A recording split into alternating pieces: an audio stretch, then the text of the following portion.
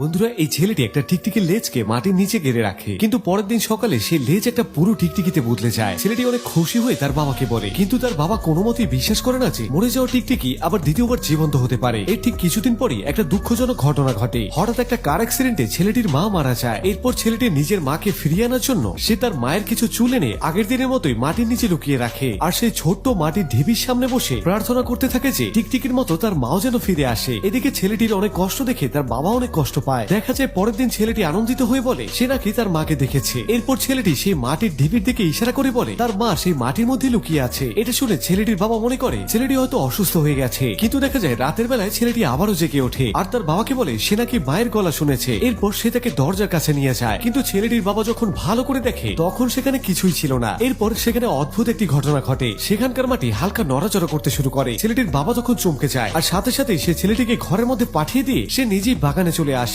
কিন্তু ঠিক তখনই ঢিলাটি আবার নড়ে ওঠে, যেন ভেতর থেকে সে কোনো কথার জবাব দিচ্ছিল। এরপর লোকটা ভয় ভয়ে মাটি খুঁড়তে শুরু করে।